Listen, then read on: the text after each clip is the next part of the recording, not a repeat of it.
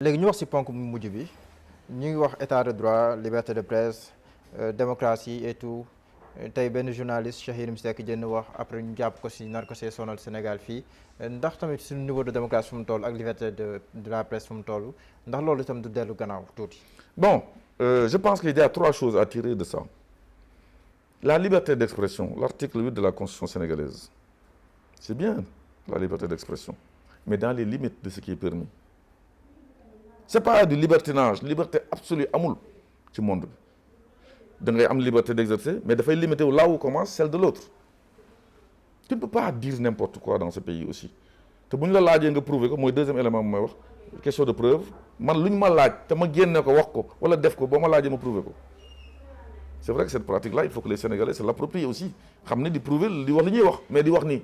Donc troisième chose vous êtes lié par ce qu'on appelle par votre déontologie le secret de vos sources. Oui, la clause de conscience. Voilà. Et la protection. Mais est-ce que ça vous donne le droit de dire des choses en tant que nu mu tudd encore journaliste des choses yoo xam nga ni vraiment soit mënoo ko prouver soit li ngay wax lu ñaaw la te mënoo ko te su la laajee doo ko wax. Et puis il y a aussi je profite de l'occasion des journalistes pas tous heureusement yoo xam ni bu ñu yeewoo ñu ngi xool naka la ñu saagee diw. Je donne le cas de Xibaru je lui fais pas la publicité je donne le cas de Xibaru parce qu'ils sont venus chez moi demander non attendez non quand je parle de vos confrères da bul effacer affaire monsieur Diallo s'il vous plaît je parle de journaliste bu la couvrir ñu naan fi la amee dama lay bàyyi nga eggali tuuti dama lay bàyyi nga eggali. waaw laisse-moi terminer. mais c'est un peu indécent pour ñun nga ñëw fii suñu plateau di tudd beneen kii mën nga wax sans nga tudd kii. pourtant tudd nga ñu bëri tudd nga leen. pourquoi vous entre vous ne vous dites pas des vérités. non mën nga wax mais c'est la vérité li may wax. mën nga wax li may wax c'est la vérité et je l'ai dit. mais mën nga bañ a tudd turu kii bi. non war nga tudd beneen journaliste quoi. non je ne dis pas. pourtant tudd nga fi ku la neex. man tudd naa sax Cheikh Yérim Seck. tudd nga sax chef de l'État. man sax Cheikh Yérim Seck. non Cheikh Yérim Seck tuddoo ko da nga ne benn journaliste. non wax naa Cheikh Yérim Seck. non tuddoo ko man xam naa li nga wax. moo tax man tamit tudd ma ko. tudd naa ko donc mon cher ami. voilà léegi mais mu ngi continuer. gis nga man je ne suis solidaire qu'avec les gens qui sont dans la vérité. lu ma ànd ak yow loo ma jege lu ma bokk ak yow direct si tu déconnes te j'ai le pouvoir je te tombe dessus on le sait à Dem Dikk.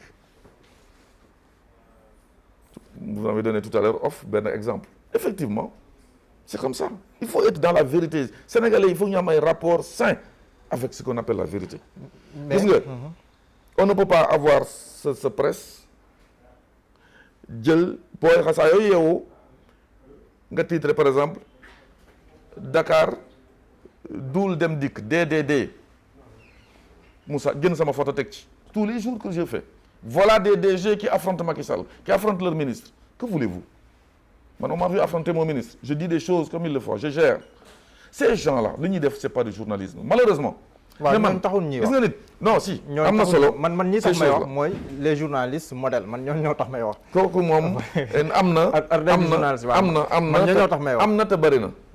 mais dama ne ces gens-là il faut les démasquer man eggul fu ma parce que saa yu ñu bindee benn affaire boo xam ni c'est de la contradiction contre moi ils sont dans leur devoir d'informer lu ñu mënti wax ci man dans le cadre de ce qui est permis il y a pas de problème parce que c'est ça la liberté d'expression mais quand tu insultes les gens dans la presse parce que tu as ton papier parce que tu es venu à Dem Dikk wut benn marché en communication joxuma la ko ngay bind lu la neex di saaga yoon fu mu war a nekk benn sur l'affaire donc Cheikh Yérim pour ces Seck choses là pour conclure.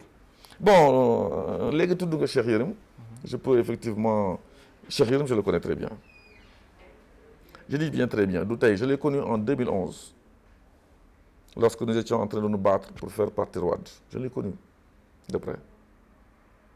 Je sais également qu'il était dans l'international de Jeune Afrique ñëw na au Sénégal il a son cabinet di liggéey sur beaucoup de choses j'ai suivi son intervention il n'a pas été d'ailleurs le premier à raconter ces histoires là.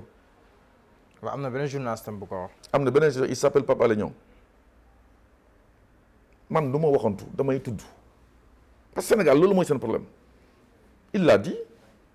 Il a également brandi des documents et lire leen ces exonérations pour être plus précis compter ba mu neex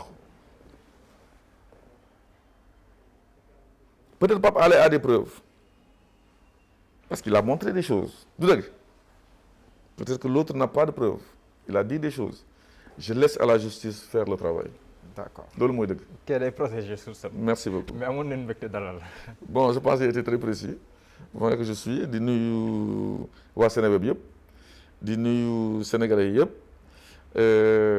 di jégalu si par extraordinaire parce que xam naa ne man du ma saaga il m'arrive nag ma caw sa xiir bu baax mais du ma saaga parce que kuy saaga kuy dóor du benn. non mais Bart yëngal na la nag ah. pardon. yëngal na la Bart yëngal na la bu baax. xam nga on a dit am na loo xam ne di nga d'accord ak man mooy lan benn proverbe bu naan l'insulte c'est l'arme des faibles moi xam nga lu ma ciy wax l'insulte c'est l'arme des affaiblis vous l'avez jamais vu aussi touché bi di saaga ci direct à la télé c'est parce que léegi am na client yab na client. yow dafa mel ne que namoon combat da nga toogoon wéet. non du question wéet dama nekkoon xam nga Covid dafa am ay hommes politiques yu bëri yu mu xaw a calmer tuuti ñu bëggaat. bon vous savez je profite de l'occasion également pour demander vraiment à tous ceux qui disent qu'ils sont avec le président Macky Sall ànd ak moom dans la loyauté dans la constance ñu génn wax mais ñenn ñi je l'apprends de vous bu leen wooyee dans des trucs ñu dem nëbbutu ji. Depuis le Covid, nous avons presque 28 ministres qui ne sont pas sortis pour défendre le président de la République. Koo ci wax man sama yoon nekku ci si c'est le littoral man leneen laa yor il est où la solidarité man j'ai toujours dit su ma nekkee ci benn gouvernement et je suis dans ce gouvernement là parce que je suis nommé par décret lépp lu baax je suis comptable lépp lu yàqu aussi je suis comptable. jërëjëf. merci. merci beaucoup yéen ñu doon teewlu dig leen daje su lu yàggatul dara incha allah.